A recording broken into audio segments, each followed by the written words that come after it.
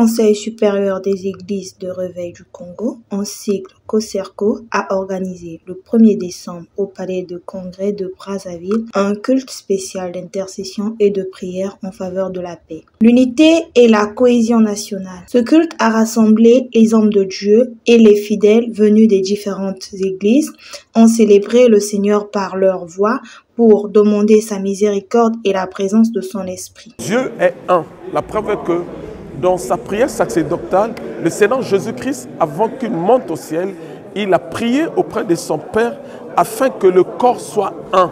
C'est cette unité que nous voulons ici, dans notre pays, Congo-Brazzaville. C'est un signal fort que nous donnons pour dire aux amis qu'au-delà de tout, nous ne sommes pas les politiciens, nous sommes des frères.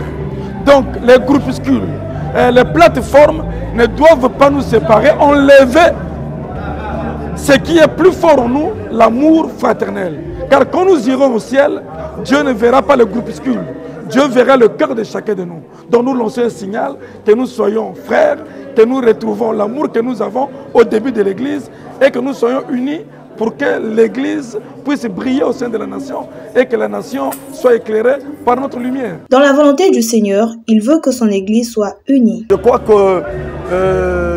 qu'il était vraiment à bonne loi que les leaders des églises qui font le travail en solo, chacun dans son coin, s'unissent dans un lieu en forme de cadre pour pouvoir ensemble prier de la même manière, pour pouvoir élever, parce que l'Église voulue du Seigneur, c'est celle qui doit être la lumière du monde.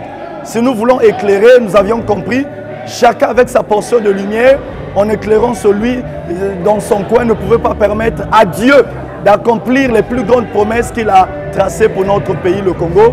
Le besoin se ressentit avec l'appel vibrant du Seigneur, que tous ensemble, il avait fallu qu'on se retrouve au palais de congrès et en mettant nos dénominations à côté, en nous unissant autant qu'enfants de même père, ayant Jésus-Christ comme Seigneur et pouvoir prier pour le Congo, afin que ce qui s'est fait après les prières faites par les mamans, qu'ensuite que nous puissions vivre des choses formidables, des choses extraordinaires, parce que nous avons la conviction que Dieu est en train de prendre le contrôle de notre nation.